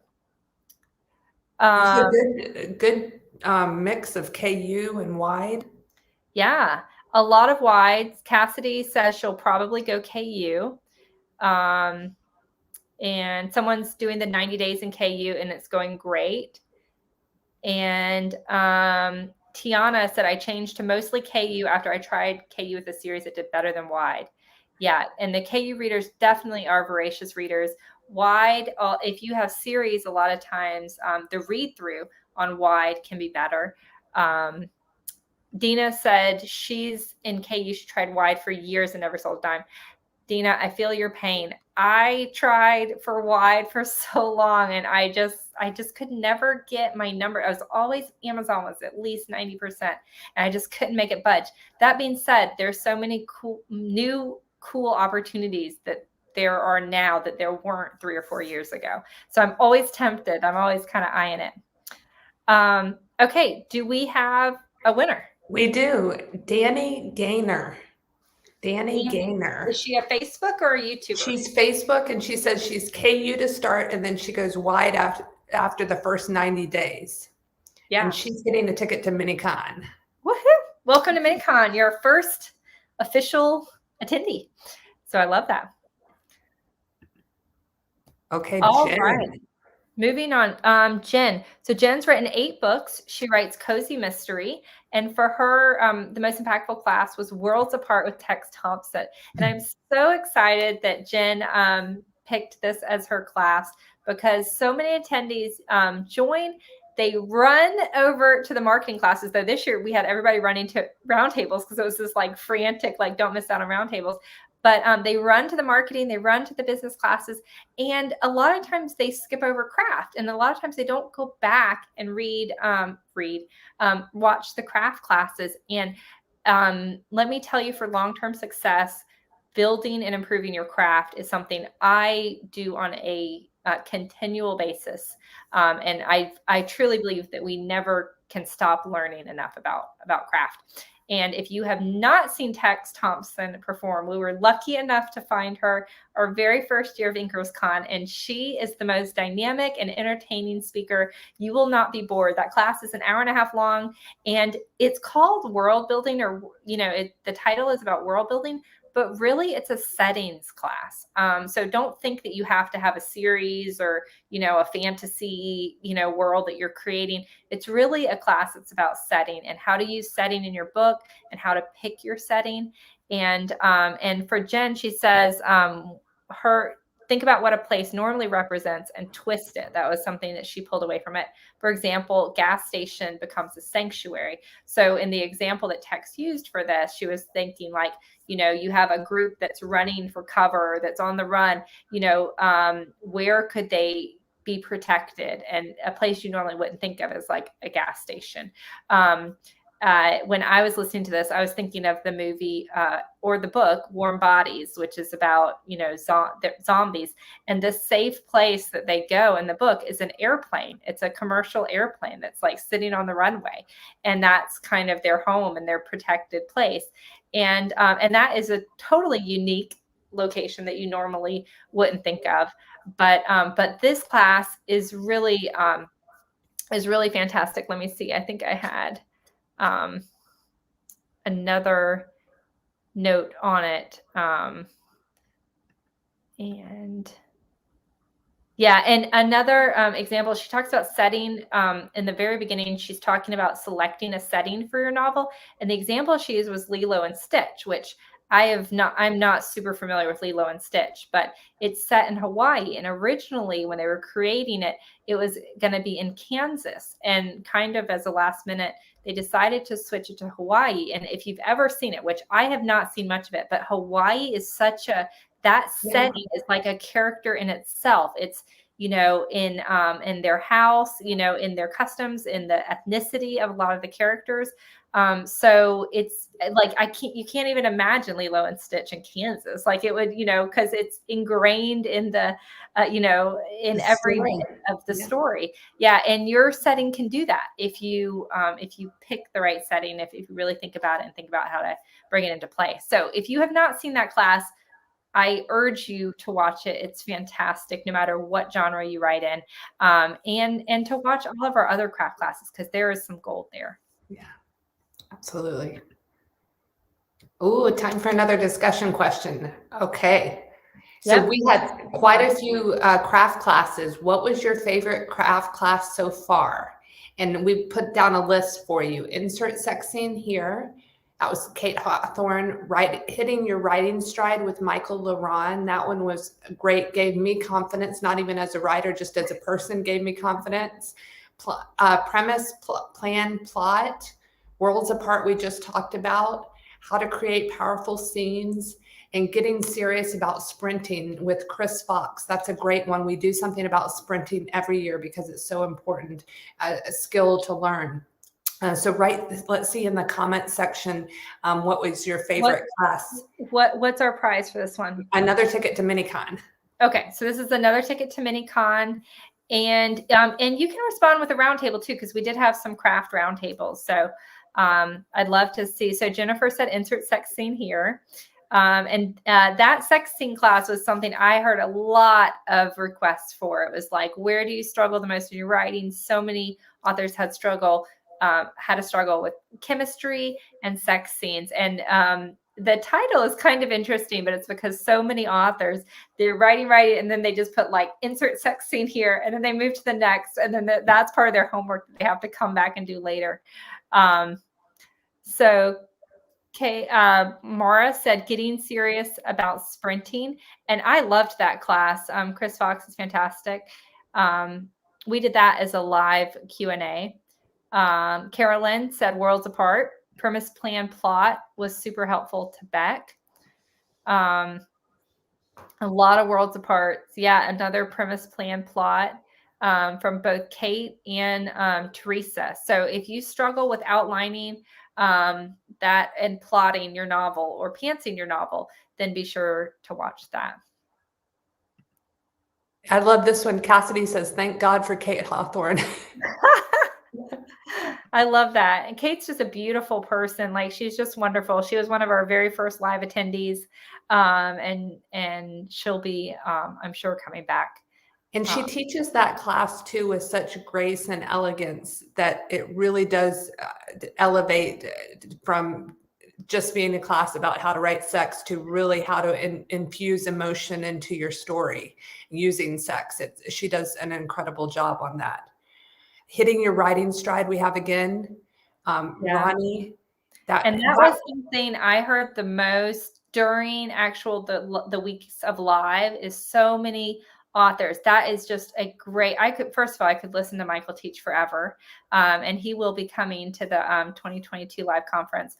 But hitting this class was great for writer's block. He talks a lot about writer's block, but also confidence building too. So if you have ever struggled with writer's block, if you haven't, or imposter syndrome or any of that, just be sure to watch that class. Okay, we have a winner, Maura Troy.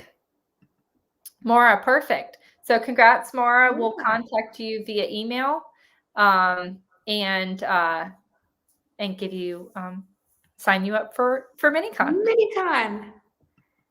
Okay, so Ava Mallory, she's written 24 books. She writes cozy mystery. Her impactful classes were all, which is such a great answer. I love that answer.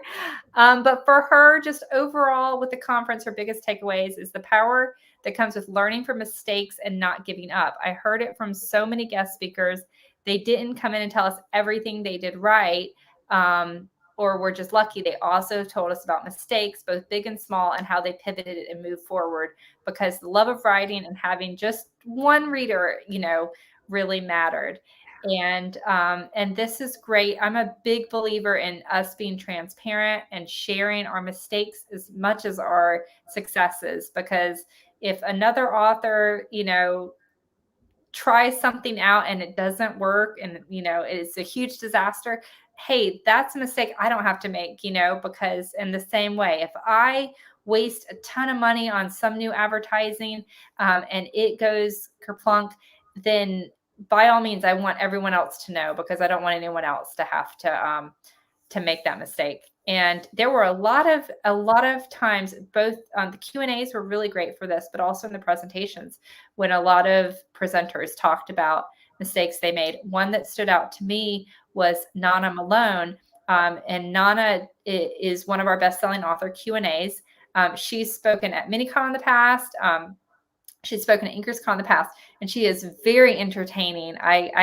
She's another person I could just watch speak forever. But Nana talks about when we were writing to trend and writing, and how that's different than writing tropes. And this is a great thing that's also mentioned in the writing to market roundtable that Patricia Bates, I think she's here today, I think I saw her here today, teaches, but they're very different. But Nana, there was a time, and if you have been in the industry for more than 3 years, you'll remember it, when stepbrother romance was like all the rage, right? Like every book in the top 100 seemed to be a stepbrother romance. And so Nana was like, okay, I'm going to write a stepbrother romance. And but what she didn't do, the mistake that she made, was that she did not research that trend and that trope properly to understand the reader expectations. And every trope has reader expectations, and trends are basically just tropes that are spiking, right? Typically, or a subgenre that's spiking in popularity. And she didn't research it properly. So her stepbrothers were actually foster siblings, and they were foster siblings. And then, the book took place later, like 10, 15, 20 years later, when they were grown and they reconnected. And she goes, and I just completely missed the mark on hitting that trend, and that book fizzled. But had I done the homework and had I understood the trend properly, then I could have written a book that would have appealed to those readers. And so I loved hearing that mistake, because it's so true and so applicable, where I can say, okay, I can learn from that. And that's something that I want to make sure, if I am going to try to write to a trend, which I'm never timely enough to do that, but to a trend or to a trope, you need to read that trope, understand it, so that you can do it properly. I think that was one of the most heartwarming things about our speakers, is how transparent they are, and how they have really opened up and shown us as clear as showing us their numbers and their sales and everything, but being honest about their mistakes. And that, to me, gives me more confidence that I can try this too, and to keep trying, and to keep trying new things. And if this didn't work, try something else. And I really got inspired by that. I think that feeling came across. Do you have any major regrets? Like lessons yeah, that I have some great regrets. But let me jump into that in just a second. Oh. And Angie's saying something right along the lines. And she said, it's nice to know newbies are not that different from accomplished writers. And let me tell you, as fast as this industry changes, like we have a lot of authors who were massively successful in 2012, 2013, 2014. They're New York Times bestsellers, but they don't know this market and this industry. And a lot of times, newbie authors, a lot of times you guys are more on the ball, because you're learning everything fresh, where we're like, oh, we know it all. Like we've been in this industry 8 years. Well, when's the last time you did, a market study? And when's the last time you really dove in to learn current marketing strategy? So a lot of times the newbies have a leg up in that they think they don't know anything. So they learn everything, and they're learning the latest and the up-to-date information. So it doesn't matter how long you've been in this industry, you have to continually keep learning, because it's just when you think, except for craft is great, because once you learn how to write setting and something like that, you're really, that's a permanent piece of your foundation that, really doesn't change. But as far as the marketing and advertising, man, and business, you gotta keep learning. Yeah. Yeah. Because it changes so dramatically. Marketing specifically does, and advertising changes so dramatically. This is a great one. Ava was great. Young. So do you want me to cover? I'm so sorry. Yes. Tell me. Well, it was so interesting when I was talking about Andy's comment. Yeah. So I've made a lot of mistakes. And a lot of my mistakes, I made a bunch of early on stupid mistakes, and that was really, and during what I call my blind period, where I was just like running full force with my eyes closed, and I would hit a wall. That was my mistake. And then I'd like turn, and then I'd just run, and I'd hit another wall, and I'd turn. And that was how I found my way through the first few years, because it was the wild, wild west. Like, we didn't have courses, and we didn't have, information, and we weren't sharing things in Facebook groups. So it was like, I didn't know anyone, and I didn't know what to do. And so early on, two big mistakes I made. One is I didn't join a community fast enough. Like, I didn't find a tribe. I was by myself for several years. And part of it's like, we just didn't have all of the great groups that we have now. But because of that, I made a lot of mistakes. And really, I knew like 4 people, and they were people I had met at an authors conference, and they're still my friends to this day. And thank goodness for those 4 people, because they really helped me out. But the other huge mistake that I made was that I sold the rights to my first book. So everyone's like, oh, they want to have this great breakout hit with their first book.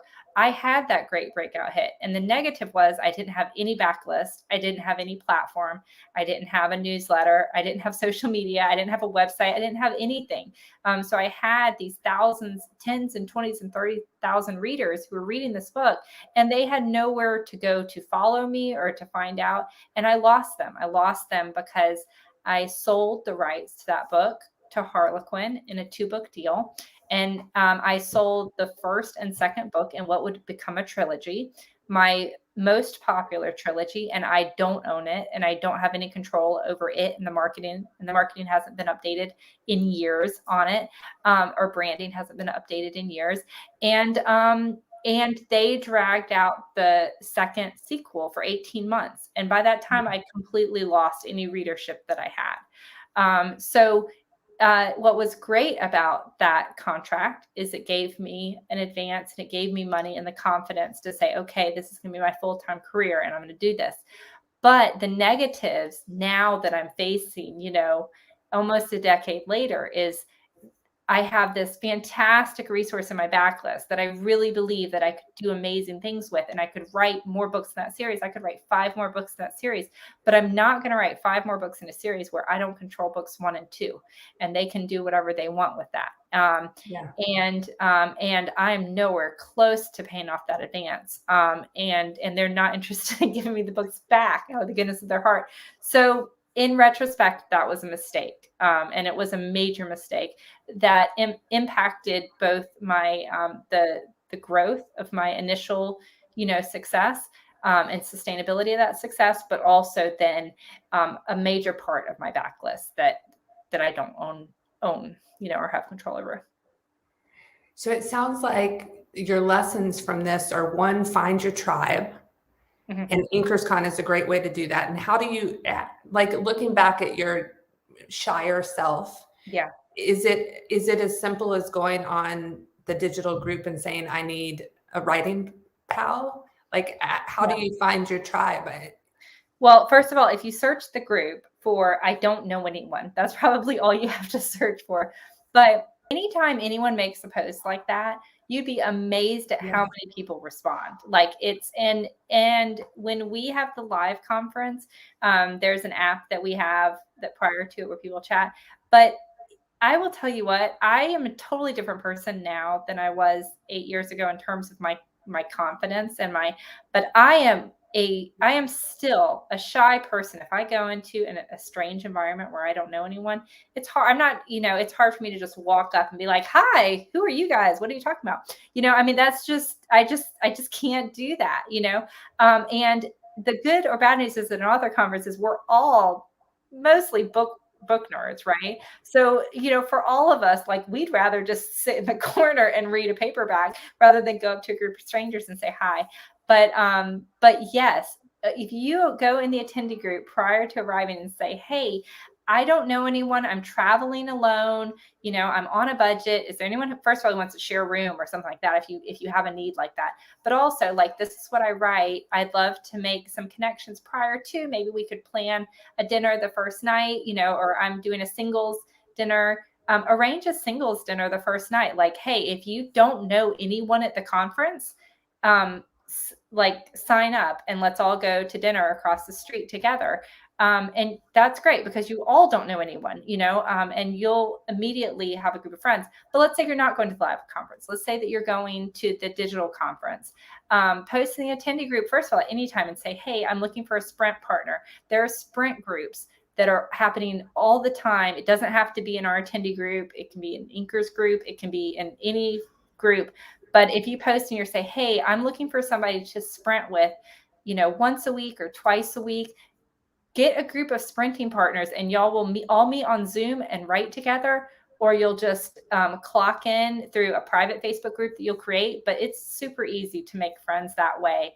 And then just interact in the group, comment on people's posts, congratulate people on their success, attending roundtables. I mean, y'all chime in.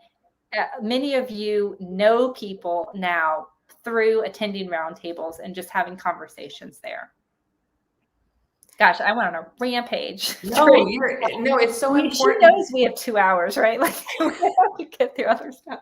No, it's so important because what I've learned is authors speak differently than normal people. And one of the things that came out during the digital is so many authors saying it's so nice to speak author speak, to speak to other authors that understand the struggles that you go through, and that maybe your best friend in real life doesn't understand what writer's block is, or any other struggle that you're going with. So I think that's really important that you find your tribe. The second thing you were talking about was traditionally versus self-publishing. So what you're saying is the mistake or the learning that you had was you gave up your the Blindfolded series to a publisher, and they just didn't do what you now know you can do with it by self-publishing. Yeah, I didn't do a great job of talking about. So my takeaway to that for you guys, if you are an author if you are not an author who has looked at traditional publishing or considered it, at some point in time, it's going to probably happen, especially if this was something a friend of mine recently made. Her books are getting made into a Netflix series. She had never considered traditional publishing, but suddenly, her agent's like, "We're getting offers. Like, do you want to take this deal?" And we had a lot of heart-to-hearts over whether she should take that deal. She did take that deal. I think she already regrets taking that deal, but she did take that deal. So my advice to anyone listening, even if you don't think that this will impact you now, there will be a time, hopefully, I hope, especially the more and more successful you become, when you will think about traditional publishing and whether that's the right thing for you. And there are traditionally published books where the publisher really gets behind and gives a massive push and they become successful. But it's one of those things where they buy and they acquire 100 books and they only have a couple of superstars in there. And a lot of times those superstars are household names that they know they can put $1 million behind and they will get sales. So oftentimes the indies really trickle down and they kind of are like, "Oh, well, they'll do marketing," and they already have a readership base and they're leaning on those sort of things. So if you're looking at a traditional deal, first, I would make sure that whatever advance they're paying you is you are happy with if you never get another dollar past that advance. And if you are okay with that, for the rest of the life of that book. If you are okay with that, then I would continue looking at that and weighing any other things. And the other things to consider is it part of a series? How much is this going to affect other books that you write in the future? But the main thing is, if they are giving you a small advance, then they are probably not investing anything. They are not going to have a lot invested in this book. And chances are they're going to put a super high price point on it, and it's not going to do much at all. And your normal readership might be out of their price point. So really, really think about it, because it's pretty much a permanent decision that you can't come back from typically. So you just want to make sure that it's a risk you're willing to take, and that the benefits, which is going to be at the beginning of that advance, is going to outweigh any potential negativity, negative things. I hate to be all negative about it. I also have a traditional publisher, Thomas & Mercer, which is an Amazon imprint that I love and that has been doing incredible things with my books. But Amazon is kind of this, Easter egg by itself that plays by its own rules, so it's a little bit different than the big 5 traditional publishers.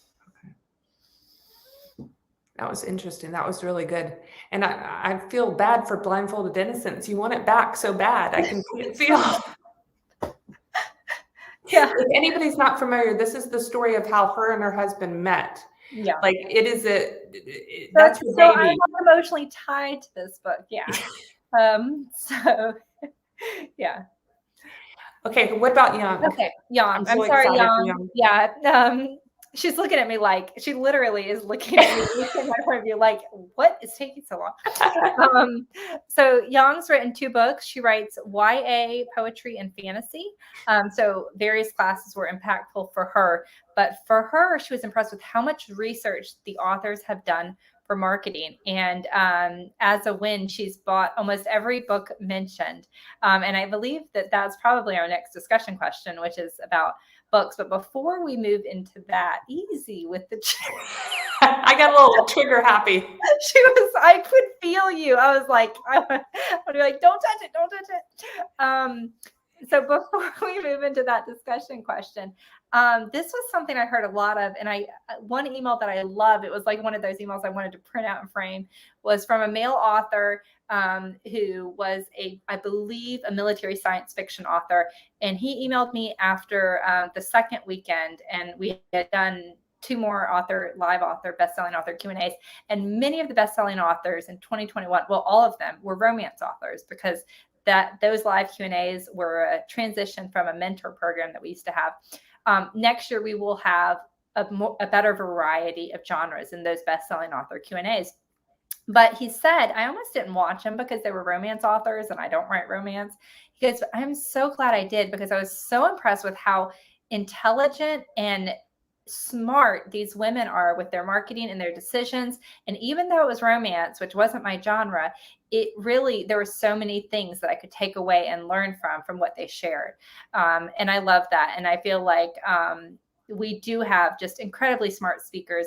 But Melanie Harlow said it in her presentation, think first, write second, something like that. I probably butchered her 4-word quote. But this is another great takeaway is, do your research. You're about to devote a lot of time and money and effort in writing a book and marketing and releasing it. So the more preparation you can do and the more research you can do, the better. Can I hit the trigger? You can do it. Yeah. What is our prize? Okay. Our next prize is $50 gift card to Barnes & Noble or Amazon, your choice. Love it. The question is, what is the most powerful marketing or craft book you've read? So this is your chance to give your recommendations to your friends. Tell us what your favorite marketing or craft book. Yeah, Do you have any favorites? You only get to pick one. So my favorite craft book is On Writing by Stephen King. I also really love a bunch of Chuck Wendig's books. And I love Jennifer. I said you can only pick one. I don't know why. Right. It's a whole tutorial about it. You guys can say as many as you want. And Jennifer Probst's book, Write Naked, is really great. So those are my favorite craft books. I I haven't really read any marketing books. So I'd love to see you guys' suggestion. I did see BL just said The Emotion Thesaurus. That is a great resource. I use that all the time. If you don't have that, it's a must have on your bookshelf. Someone said Romancing the Beat. And I'm sorry if some of you guys are having trouble with getting your Facebook names to display. If you look in the body of our post, it should have a link there that you can click on to fix your name. Our Dylan Allen, I believe it was, gave a really great list in her marketing live Q&A. So she said, Save the Cat writes a novel, which I've heard also. Dylan Allen shared that, and I think it was also Lex Martin who shared it. Lex also said Romancing the Beat, Creating Character Arcs by K.M. Weiland, Goal, Motivation, and Conflict by Deborah Dickinson, she said is amazing. And then she said The Emotional Thesaurus, and the Negative Trait Thesaurus, which I haven't heard of the Negative Trait Thesaurus, but it's by the same authors as The Emotional Thesaurus, so I've got to check that one out. Someone said Seven Figure Fiction. I've heard amazing things about that. That's by Theodore Taylor, T. Taylor, I believe. Someone please correct me if I'm wrong. Beck said Plot Gardening by Chris Fox. Chris Fox is the instructor who did the sprinting workshop. And he also has a fantastic book about writing to market. That is a marketing book. So I guess that'll be my marketing recommendation. Yeah, someone said they're working through Story Genius right now. It's amazing. Writing and Releasing Rapidly by Elena Johnson. So that's a marketing book. Yeah. Dean Koontz, How to Write Best-Selling Fiction. I ordered that because I was going to try to get Dean to come and speak. He has apparently not traveled in 3 decades. That's what his assistant told me. So I was like, oh, okay. That's a pretty significant. That's a good way. No. Yeah, but I had already ordered his book to see before I found that out. Chris said, All Right Already. That's a really cute name. I like that. That helped her through her first book. There's some good ones here, some good recommendations. Hey, Mel. Mel's one of our originals. Yeah. He came to our original 2019. We love you, Mel. Yeah, he's the OG. Okay, we have a winner. Are you ready? I'm ready. Let's do it. Sherry Hanley won a $50 gift card to either Amazon or Barnes & Noble. Sherry Hanley, congratulations. And stay with us. I know we're at the last, you guys are staying strong, but our last giveaway, which is coming up at the end, is a ticket to the Digital 2022. So keep with us because that's the big prize. Don't go off and watch football, which my entire household is doing right now. So woohoo! Sherry said thank you. Sherry's joining us via YouTube. Yay! So, woohoo! Okay, so we'll contact you via email. Yes. Okay, next, Alex Zarate. I hope I said that right. So Alex has written 6 books. He writes sci-fi, urban fantasy, and nonfiction. For him, impactful classes were all of them, and the biggest takeaways were the need for social media, a newsletter, and promotions, which can't argue with any of those. So those are all fantastic. All right, Judalon de Bournay. She's written 1 book. She writes historical fiction. And for her, big takeaway, spend the money on professionals for cover art and editing. I love that takeaway. And she said she's hired a professional cover designer after watching Inkerscon, and the cover meets with a great deal of admiration. She thought her copy was really clean until she hired an editor and who really cleaned up the formatting and found typos and mistakes. And so her new version of her book is squeaky clean and something she's really confident and proud of. So I love to hear that. Yeah, I absolutely love that. I was speaking to an author the other day, and many of you have probably heard this story, but she sold blood plasma with her first book to pay for the editing. So that is dedication right there. If you're that is commitment. I've not heard that. Sell plasma. Apparently, you can also sell breast milk, but I'm not going to have breast milk ever. So yeah, it's a whole other conversation. A whole other conversation. We said we weren't going to talk about Ask the Guys in detail. So yeah, I'll color inside the lines. Okay, so Holly. Holly Smurthwaite has also written one book. She writes paranormal romantic suspense. And for her, that favorite class, Boosting Sales Through Bookstores and Libraries with Amy Collins. I am so glad that she mentioned this class, because this class is really fantastic. So if you haven't seen it and you're at all interested in getting your books into bookstores and libraries, it is a how-to manual. And Amy Collins is like the woman who knows her stuff in this topic. So Holly's biggest takeaway was, and she said, this might sound weird, but for her, it was to let go of the idea of being in box stores and bookstore chains.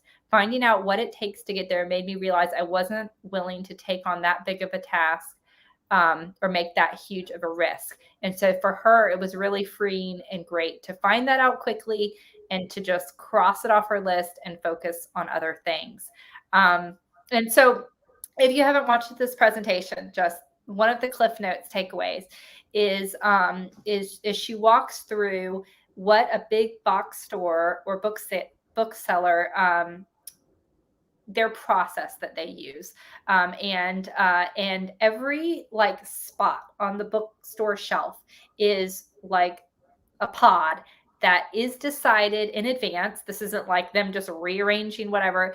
And they plan this out 6, 7, 8 months in advance and place the order. So for many of us indies, we're like finishing up the final edit like 4 days before it goes live, you know? So we can't, or we don't rather, put in our print pre-order and send out our copies and galleys and that sort of thing 6, 7, 9 months in advance. And that's really where you need to be.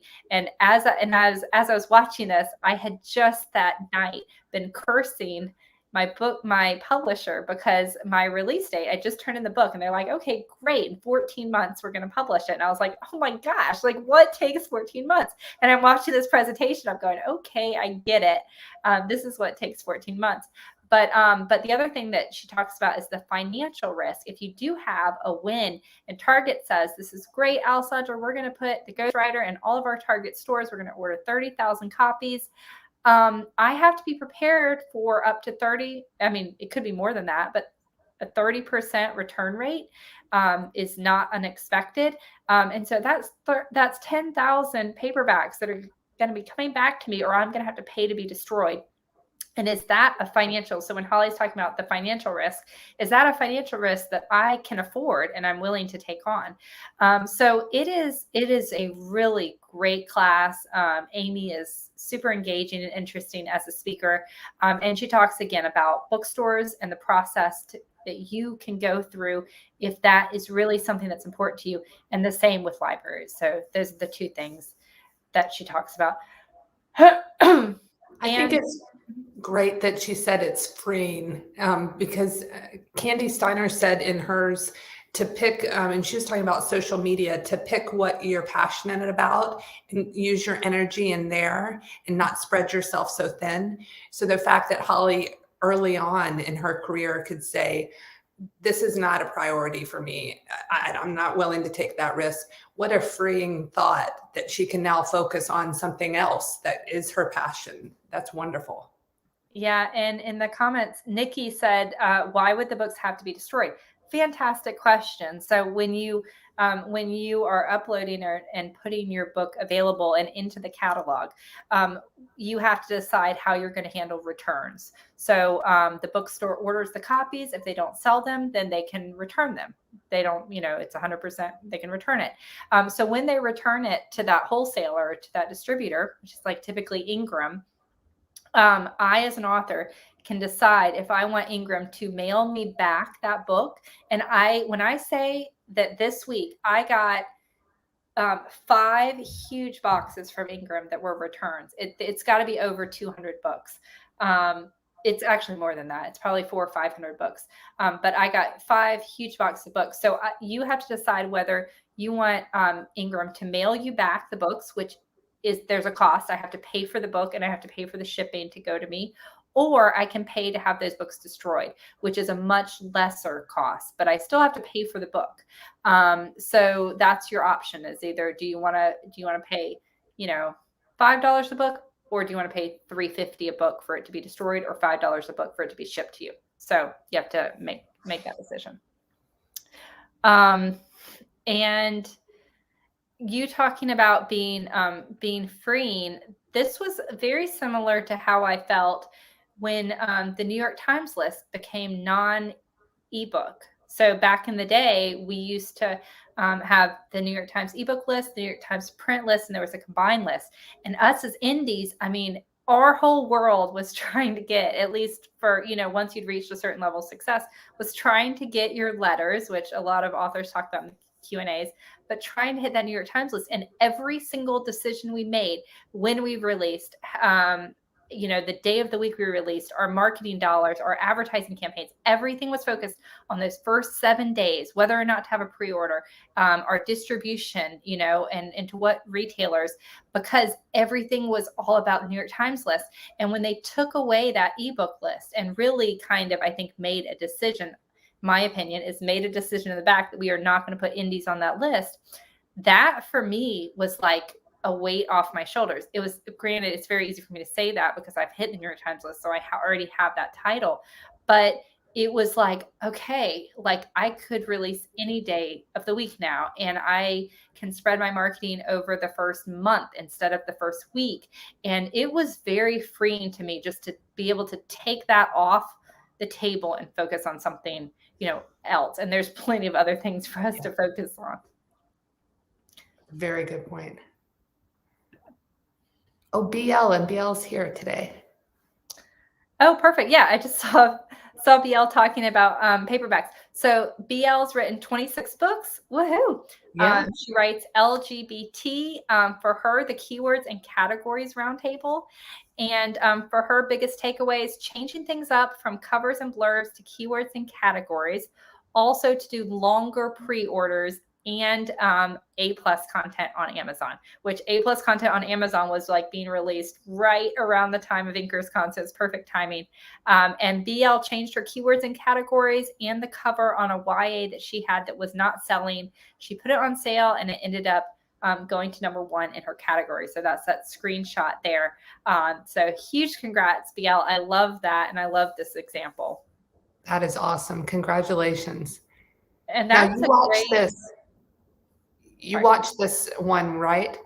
Yeah. Mm-hmm. Yeah. I was about to say that.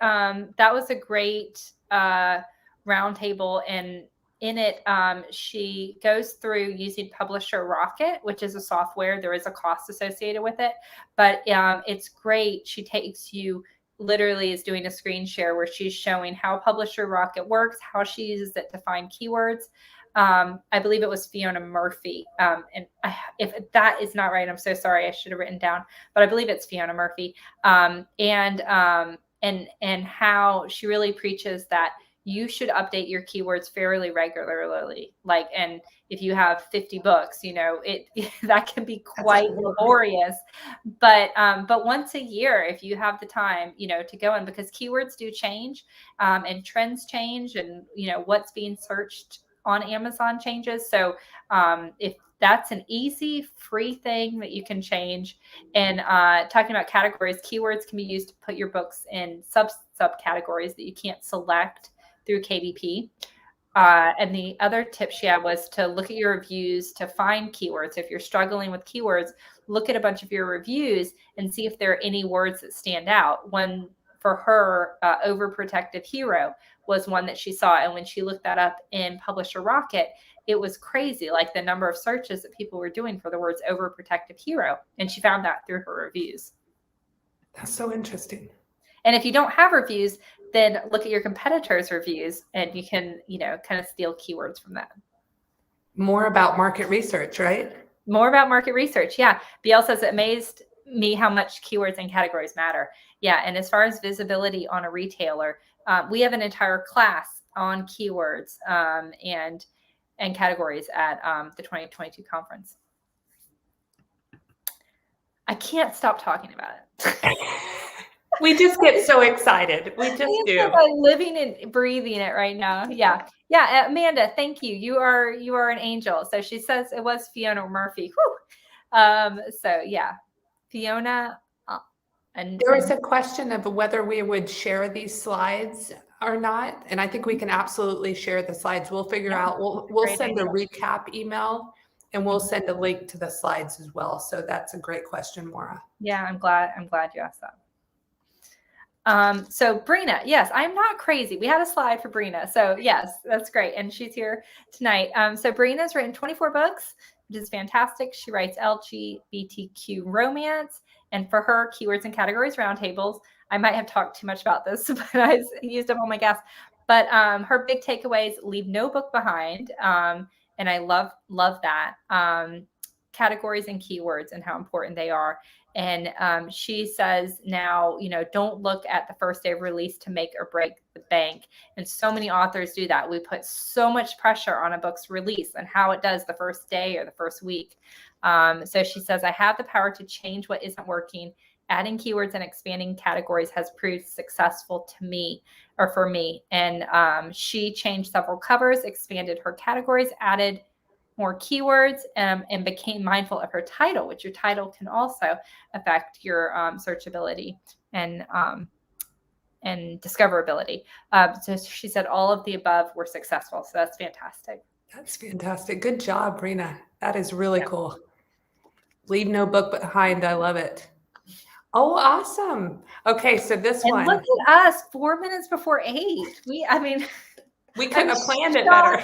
We did this, yeah, so well. So this is our final discussion question, and the prize, as Tracy has said with the last one, is a ticket to Inkerscon Digital 2022.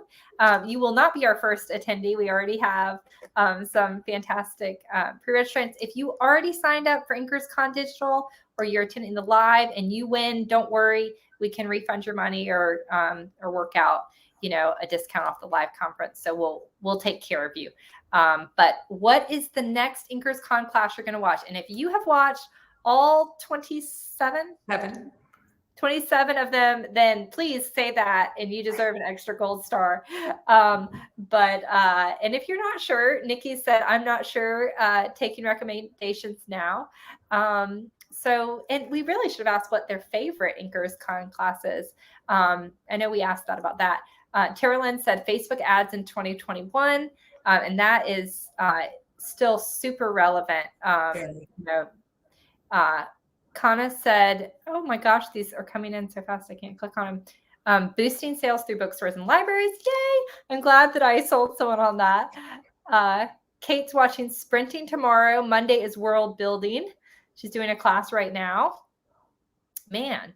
How becoming a one-click author. So I'm so glad to see that some of y'all haven't watched that yet. So it'd be great to see. And our team put the link to all the classes if you need it. Hattie has watched them all. So she gets the gold star of the month, of the day. Hattie, what was your favorite? I'd love you to tell everybody what they should. That's awesome. I didn't think anybody had watched them all. That's awesome. Yeah. Dina says, I've convinced her to watch the keywords and categories class. That's great. And if you're thinking about getting Publisher Rocket, watch that class because it'll help you. We have a TikTok. We have a Publisher Rocket Roundtable. Yeah. So that's called Keywords. You'll see it there. And hit your writing stride. Yeah. And Brina's taking, I love this. She's taking Inkerscon 2020 now. So she did the newsletter one. Did you teach that class? In 2020? Yeah. No, yes. Yeah. So yeah, this is the first year, 2021's first year we haven't had a newsletter class. And I'm saying that and thinking, oh my gosh, I should be putting a newsletter class in 2022. What you don't know behind this is the guilt that Alessandra is subtly giving me, and you're all now experiencing. This is how she gets things done. She wanted me to teach a newsletter class in 2021. And I said no, because people are tired of hearing about it from me. We need fresh face. You know, the content But is she good. does so well at it. I mean, why, when I have Michael Jordan, am I going to try to find LeBron James? If that analogy doesn't work in sports, I'm sorry. We don't know sports. Yeah. Yeah. We don't know sports. So that's what you're getting here. Oh, great. Chris is agreeing. We need a newsletter class. Oh, no. Now you're killing me, people. You're killing me. She's already going to be in Dallas. I mean, at the conference. Like, you need to earn your buffet lunch every day, okay? I need to earn my lunch. If we do another s'mores station, we're going to have to do something. Well, I have a winner. You want to hear who the winner is for the digital? I would love to know who the winner is. Cabe McKinley. Cabe McKinley. Congratulations. I will reach out to you. I'll reach out to all the winners via email and contact you, and we'll figure out how to get the good stuff to you. This is awesome. Yeah, you guys are fantastic. We are officially at 1 hour, 59 minutes and 24 seconds. So amazing. We are going to be getting out right at 2 hours. Thank you guys for attending. Thank you to the amazing attendee who first suggested that we should have a reunion. So this is our very first one. It will not be our last one. And we had so much fun with all of you guys and hearing your stories. And I'm sorry we couldn't bring you all on camera. But who knows where technology will be in a year? Maybe we can figure out a way to do that and still cover this great content. But thank you guys. We hope to see you in 2022. We're going to see you in the 2021 attendee group. Don't be shy. Use that group. You have full access, to it for years to come. So don't be a stranger. This was awesome. Thank you, guys. Bye, guys. Bye.